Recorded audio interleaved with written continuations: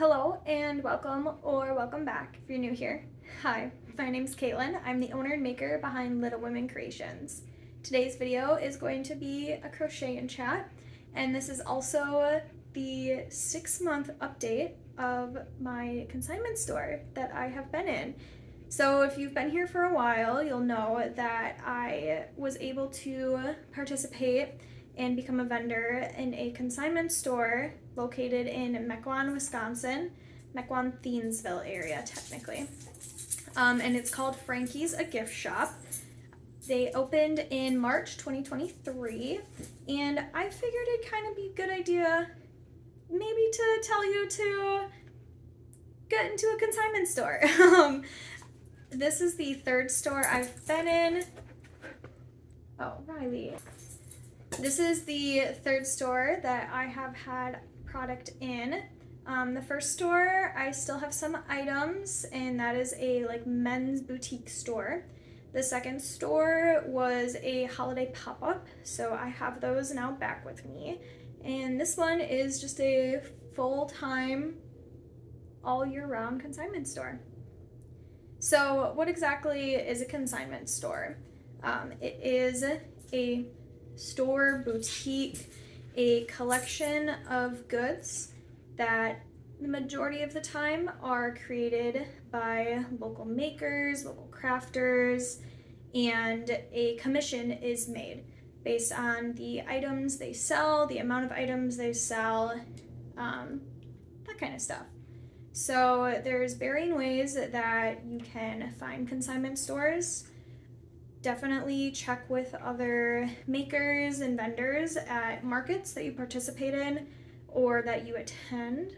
Ask them, oh, do you have a place that you sell your goods in person besides just in markets? You could ask around on Facebook. I know there's a couple different Facebook groups that you can be posting in for events if you're looking for vendors. I know there's a couple of different groups for ideas with how to put your table together for markets. And some of those groups are a great place to ask other makers where consignment stores are, what they are making at the consignment stores, maybe if they have one in the works. That was how I found Frankie's, at least. But yeah, there's plenty of ways, just ask around. That's the best way to do it. The other thing too is there are some owners of these stores that perhaps will approach you, whether on social media, maybe they've kind of been looking at your items and they decide, yes, I want to have you in my store. Maybe they saw you at an event and they'll approach your table and ask you, talk to you about what their store is, maybe the ideas behind the store, if it's something that's new or starting up, or some of the perks that come along with being a vendor. Now, there are some stores that actually require you to have a booth space, and this could either be just like a shelf space, you could have an actual 4x6 area, 4 foot by 6 foot area. You could have a little space with an actual booth number that you are responsible for everything in the booth, which includes all of your product, all of your display items, and then also the upkeep of it as well. That is not the case that I have been. The 3 stores that I have been in were all just free will of the owner to do with what they want with my product, move it around as they want. But that is an option too. I think Katie being creative, her consignment store that she sells at, she is the one that manages her display items and her product, that kind of stuff. Sorry, my nose is really itchy. Oh, I realized I didn't even tell you what I'm working on. My gosh, I was so excited just to jump in. We haven't sat down and chatted for a while. I am doing a little bit of market prep. This is a mindless project for me, which is great. It's one of my favorites to do when I'm talking with you guys so that I don't have to count, decrease, increase, that kind of stuff. So I'm making a velvet beanie This is the pattern by Cameron's Cute Creations here on YouTube. I will link it in the description down below if you want. I also have a 6.5 millimeter furls hook. This is their discontinued, makes me so sad, their Cafe Swirls streamline hook. And then this is made using Bernat Velvet, Bernat Baby Velvet, whichever you want. They're both practically the same thing. All right, so let's kind of get back to how I found Frankie's. I know I briefly mentioned while I was talking that I was approached by Frankie's through social media specifically. And this is actually because there was a different consignment store that I had been talking with who had reached out to me. They saw some of my items floating around on Instagram through Milwaukee Makers Market. And they approached me. They were called the Vintage Glass Garden. They wanted my products in the store after the new year. The owner was a maker herself, and she understood, like, yep, the quarter four is a very busy time for all makers, and she didn't want me to try and like pump out extra product to get into her store. So we were set. I was gonna bring some stuff in after the new year, after the holidays died down, and then she announced that she was actually closing the store at the beginning of the year. It was one of those things where there was a complication with her landlord and her lease, and she just decided, I'm just gonna close the store. We're gonna go out on a high note. The store was doing really well. She was having fun with it. But unfortunately, yeah, she did close the store. I was never able to bring in product. I have since met her. She's a lovely, wonderful lady. But Lauren, who runs Frankie's, actually had items in the Vintage Glass Garden. And so she knew the owner extremely well. She actually worked at the Vintage Glass Garden part-time. She would bring her own items in. She would help reach out to the different vendors if they wanted some new product. And Lauren actually ran the social media account.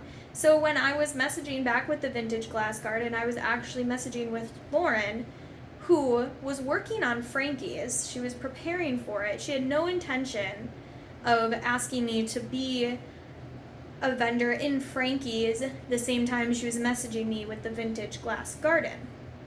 Now, when Lauren decided that she was starting Frankie's, it was kind of a whirlwind of a moment, as she was telling me.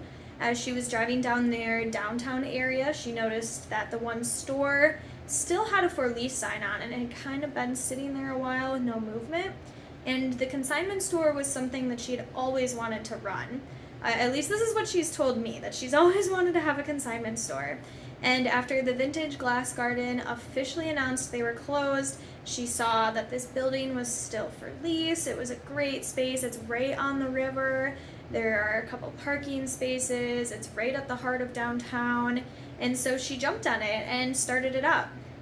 March was the official opening date, March 2023. I was able to bring product in during the month of February. So the last week of February, she already had a family vacation that was planned.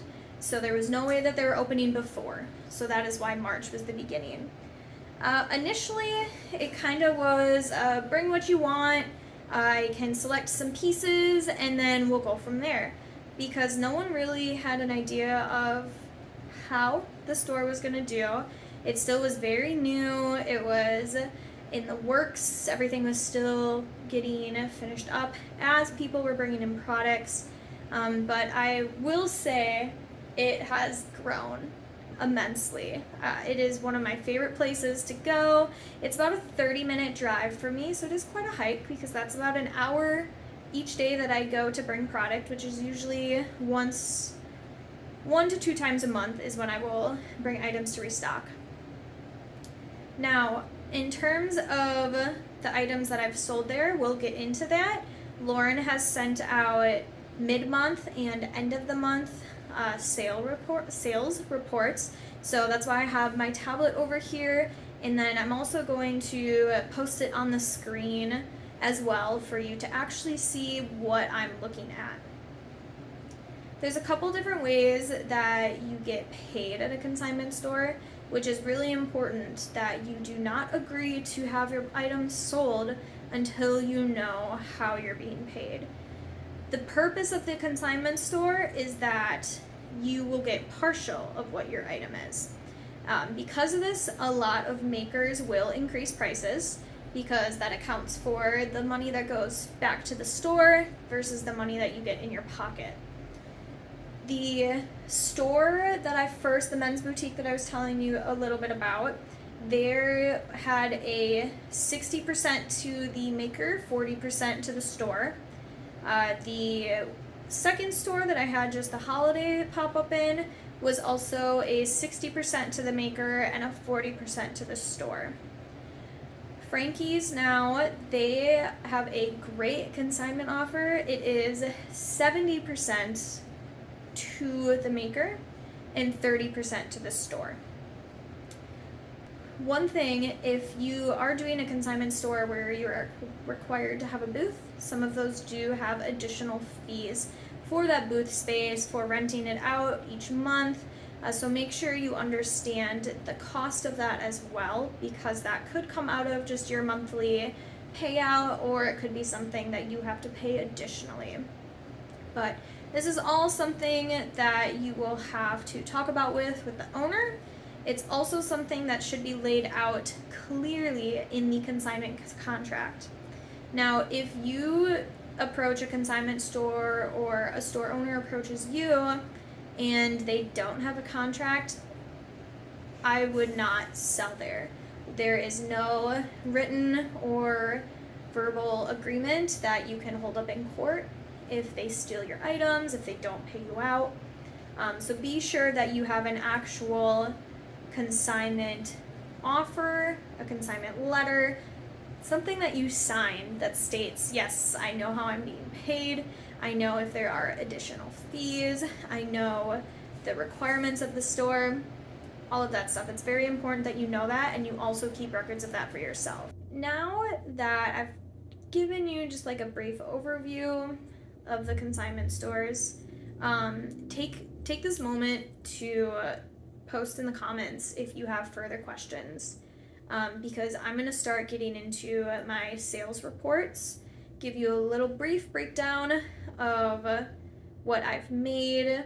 I'll go through at the end and just kind of give some overall feedback of how I feel this has been going, maybe some wins out of the consignment store, and then also maybe some negative things about it. So yeah, take this time if you have any questions specifically about selling in a consignment store, what it's like. If you have questions about the experience, anything like that, be sure to get those ready in the comments. But with that, we're going to transition into the actual money-making side of it. So I'm going to just finish this stitch, and then let me get this pulled up. Great. All right, and then I will put a screenshot of this on the video for you so you can see. So this first one is the March report. Like I said, Lauren sends out a mid-month report and also the final month report. So as you can see at the top, it says March final report.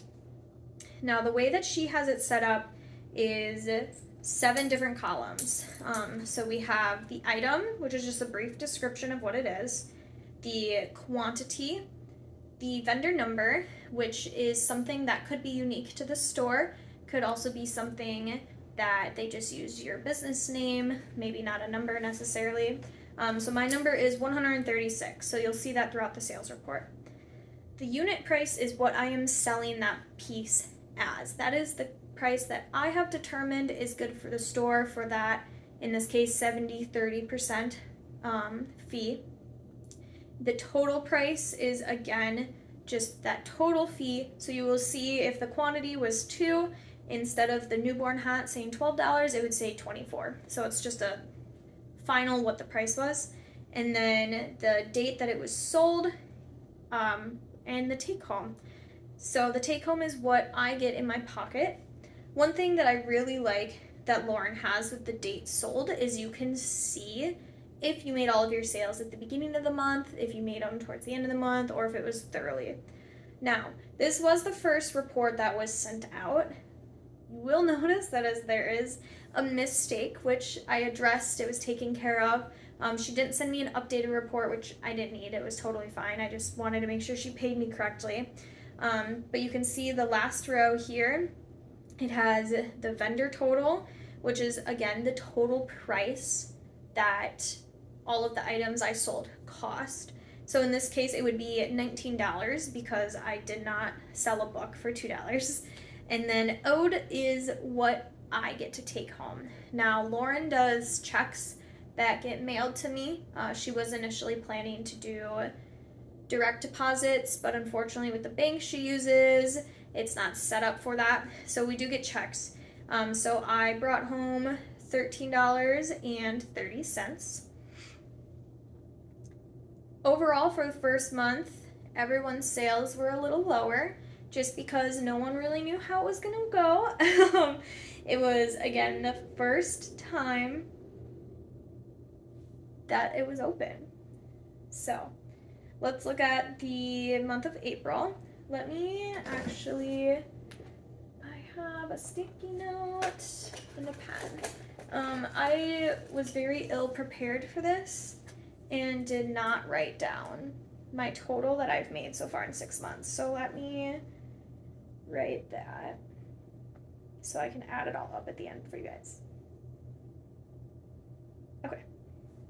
So March we made $13.40. If we go to April now, there were 3 items that sold. So you can see I sold 1 owl plush, 1 strawberry plush, and 1 bee.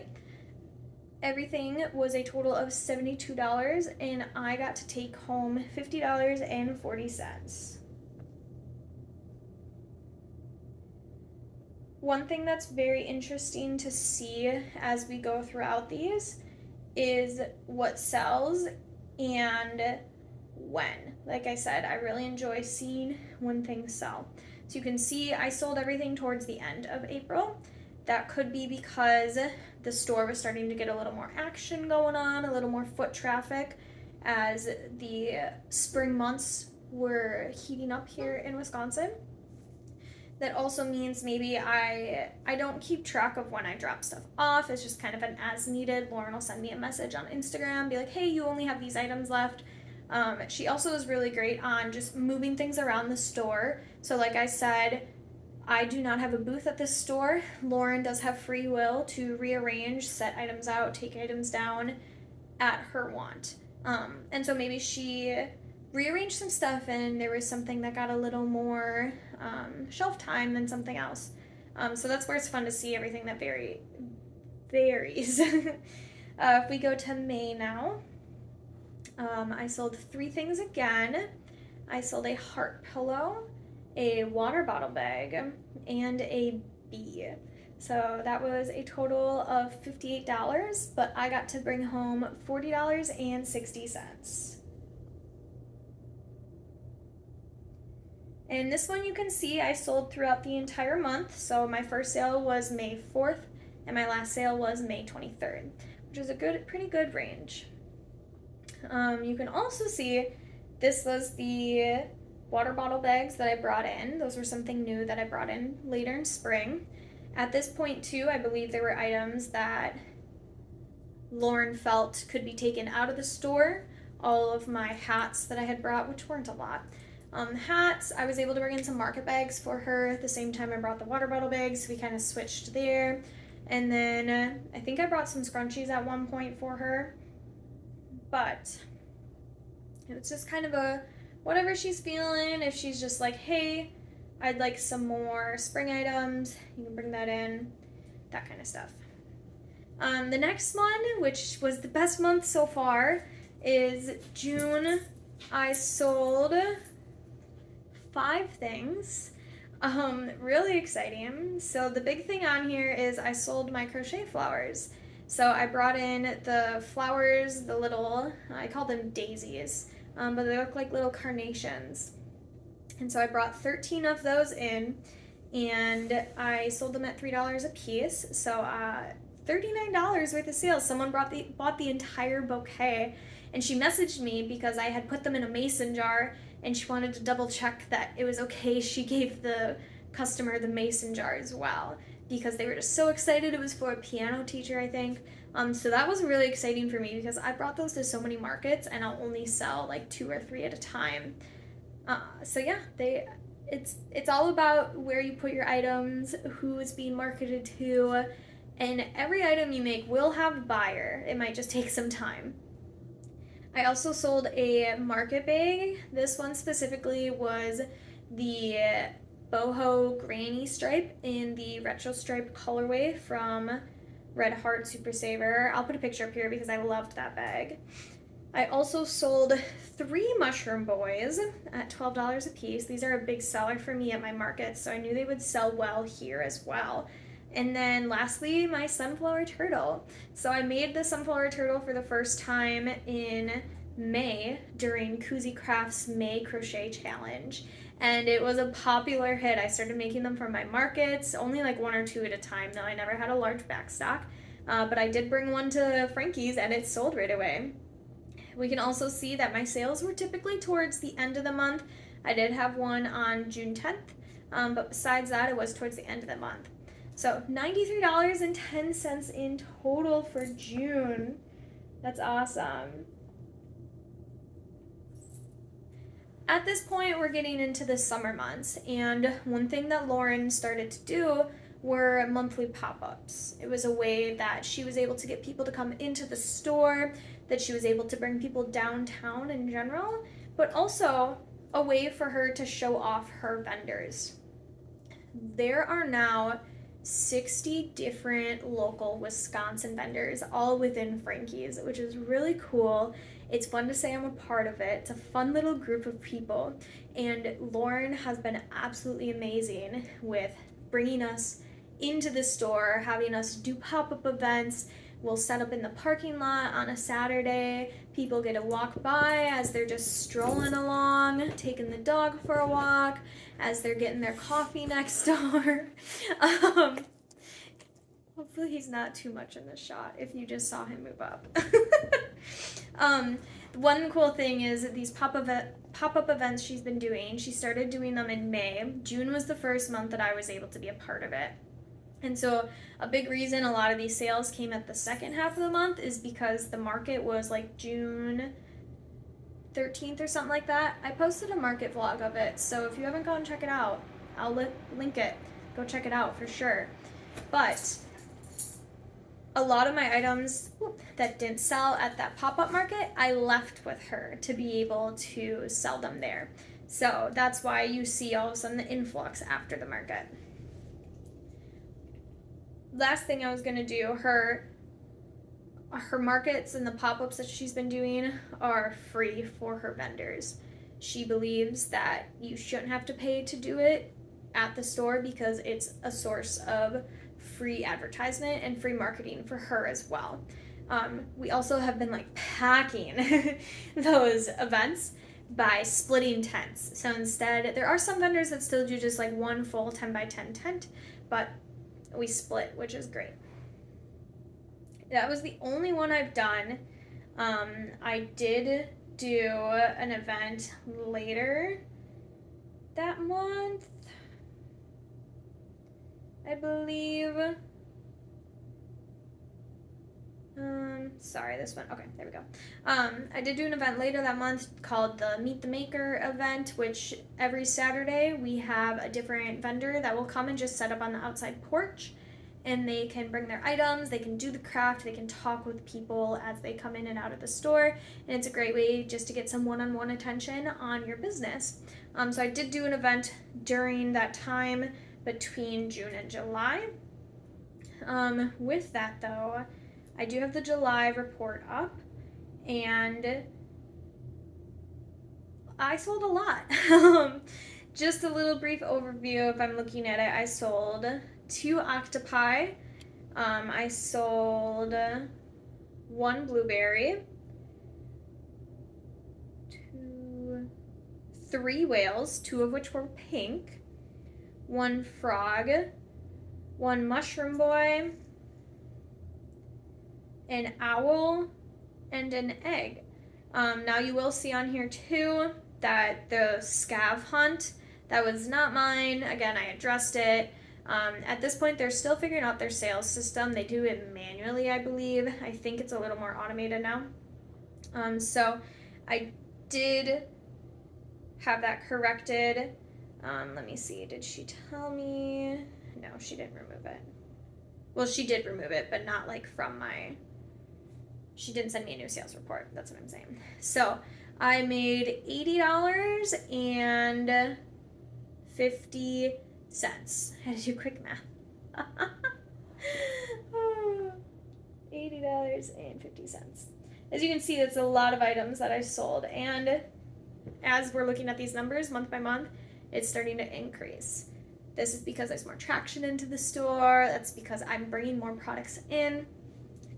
And especially over the summertime when I'm only doing like one market a month at most, I have time to bring in more items. And I have that extra stock that I can bring in. But yeah, $80.50. But in total, I sold $115. So that just goes to show you why you need to increase your prices at these consignment stores. Because if I was selling at these prices at a market, I would have sold $115 with the 5.5% tax taken out, and then the fee that like Square, Venmo take out as well. I probably would have made closer to like $110. But still, that's a significant amount. That's $30 to $40 less than what I would make at a market, which is one of the downsides to consignment stores. You do have to increase your prices to account for that 70, 30, 60, 40, 50, 50, whatever the consignment rate is, that split for that fee. Now, if we go into September, or not September, August, sorry. I was looking because it said mid-August. I sold a lot. August was a crazy month. I don't even know where to start with explaining this because there's just so much. So I'm just gonna go and read it right down the list. Ghost for $15, 3 whales, $6 each, 1 cookie pal for $8, a sunflower turtle for $35, ghost $15, pumpkin $3, large pumpkin $15, blueberry $10, bee $20, 2 pumpkins at $3 each, 3 pumpkins at $3 each, a strawberry for $30, a stingray for $15, a ghost for $15, an elephant for $10, 2 pumpkins for $3 each, an elephant for $10, a pig for $10, a whale for $6, a blueberry for $5, an owl for $15, a ghost for $15, and 3 mushroom boys at $12 each. It's a big month. And I sold throughout the entire month. Now, August was when Lauren wanted to start bringing out the fall and Halloween decorations. So any sort of fall Halloween you had, she wanted it in the store. And I was one of the few that brought it in almost at the end of July, I think. Almost right away. A lot of these items too, I also just left with Lauren after my Meet the Maker event, like I said. So she held on to them and then was able to put them out when the time came. But you can see I sold a lot of pumpkins and ghosts. Those are like the 2 big ones. I had the mini pumpkins, my large pumpkins, and then the ghosts are new. I made them last year, but these ones were glow-in-the-dark ghosts. In total, I sold $331 worth of product. Crazy. Absolutely insane. But I only got to take home $231.70. So that is where that 30% really hits you. Like, that is $100 that I don't get to take home. I'm not mad about it. Obviously, I'm doing really good in the store. The store is doing really good in general. Each month, I'm making like more and more every month. And this is all passive sales. And passive means I don't have to be the one doing the marketing. I don't have to do the actual selling. I don't have to be there to sell the physical item. I drop it off and I leave it. Another way to describe passive sales is if you have like a referral link and someone buys something through that link, you get the money. You didn't have to do anything besides post the link. So this is all passive income that I'm just getting extra every month, which is really fun. I'm enjoying it. So that is the 6 months then. I do have a mid-September update. So it currently is September 19th as I am talking and sitting down with you. And this is kind of where it's a little weird. So obviously August was a great month for me, but August is the start of my big holiday season. This is where I do the best during the year in terms of sales. So I was able to bring a lot of stuff in August. A lot. And that could be a reason why I sold so much. Based on the report that I've gotten in September, which I'll include up here, I've only sold 3 items. A pumpkin, an octopus, and a ghost. I already told you that the ghosts and the pumpkins are doing really good, so I'm not surprised that that's sold. So that's only $19.60. I'll include it in here for the addition at the end, but I'll tell you both with and without that, how much I've made.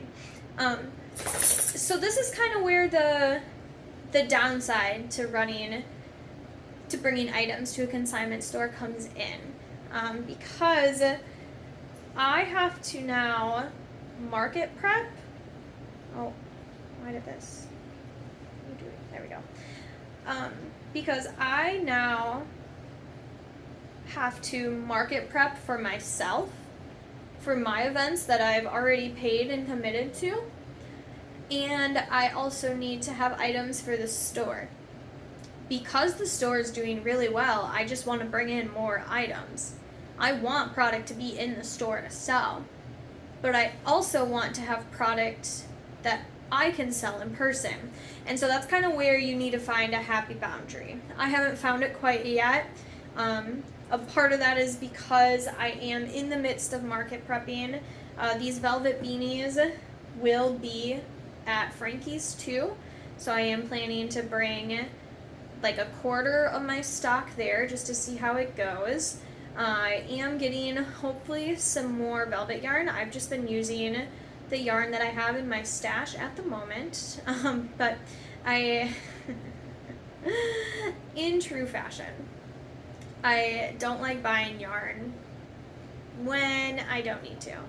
But I did find a velvet yarn lot on eBay that is like 15 skeins of velvet yarn in these really pretty winter colors. You get the icy blues, the grays, the whites, the creams. And I'm bidding on that right now. So if those come in, maybe I'll just do specific colors at Frankie's versus my markets. But that is something that I'm wanting to market prep for both the store and for my own personal selling. So let me just add this up.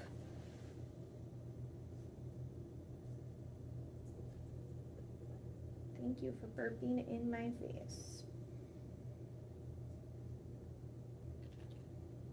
So in total, over 6 months of a brand new consignment store starting, I have made $509.07, which insane. Absolutely insane. Like, it's all passive income. I just bring it in, and Lauren does her stuff. I might like reshare a reel or a TikTok post, or something that she tagged me in on my Instagram, but this store is growing. I doubled what I made at this store in August alone, and that makes me really excited for the holiday season.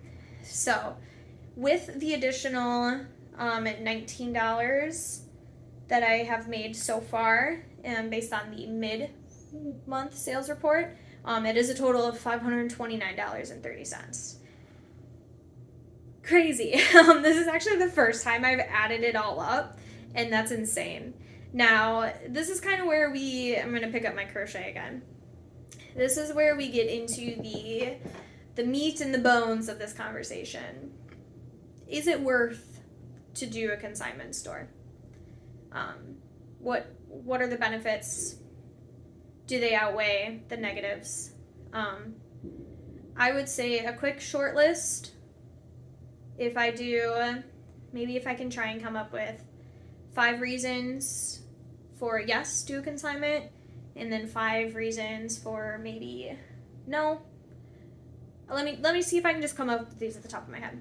So 5 reasons to do a consignment store. 1, it's that passive income. If you can find one where you don't need to upkeep a booth all the time, maybe if you find one that's close to you that you can run and throw, give some new products to, take what you need to away, kind of thing. That's a pro. You don't have to do anything additional, you just bring your stuff.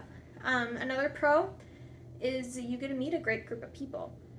Like I said, there are 60 of us local Wisconsin vendors where we go to markets and we can just talk about Frankie's.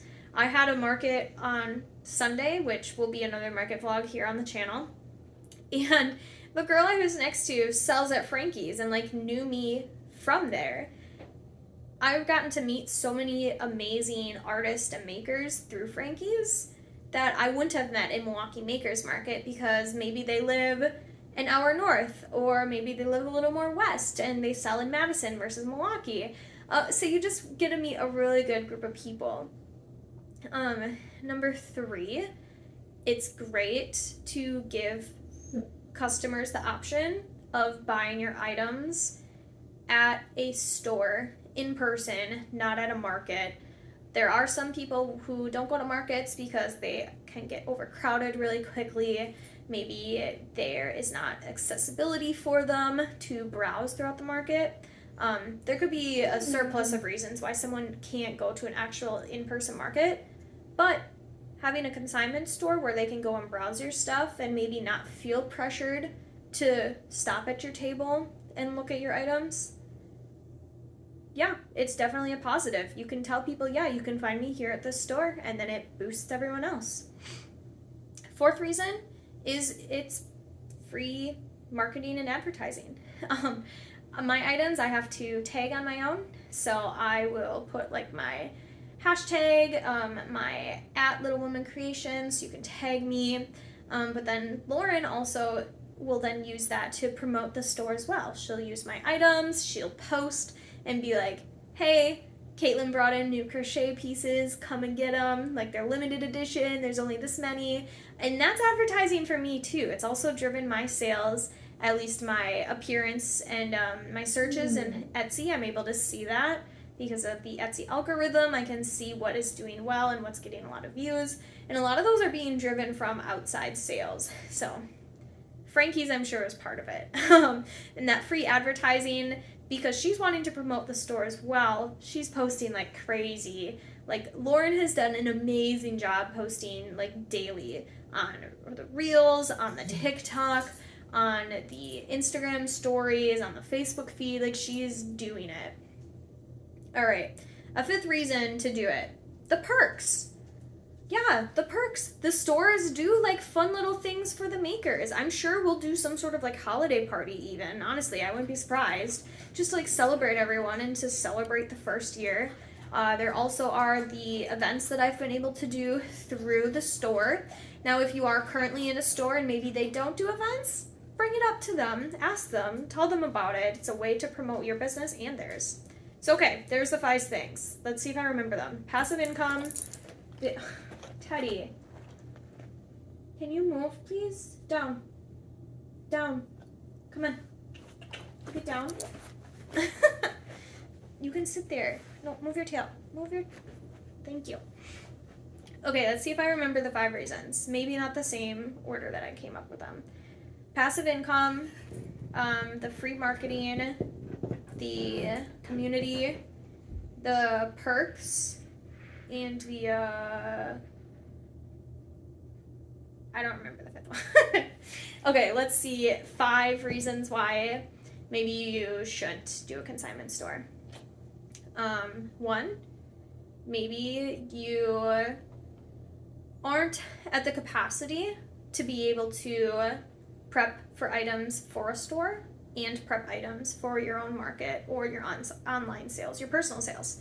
Maybe you don't have that time or the skill even to do that many objects. It's a lot of work, and I had to order like more yarn than usual during my last restock, which will probably be another video. It's a lot of work, especially if you're a one-person business. It's difficult to know when you should be market prepping for yourself versus prepping for the consignment store. The second one, because you have to raise those prices, you don't get the full amount back unless if you work it out specifically. But then you're like, well, I should be raising my personal prices for my market. Anyway, money. Money is another reason, because you don't get 100% of what you're selling that item for. This can be difficult, especially if you're first starting out, and so many Facebook groups that I'm in, people are just like, how do I price my items? What should I sell this for? Is this a good price? And if you're not confident in your pricing, I don't think you'll be able to feel confident in selling your pieces at a consignment store for a higher price. Or if you sell them at the same price that you do at your market, you're not going to be making that full income. Third, 3, 4, 5. I need 3 more reasons not to do a consignment store.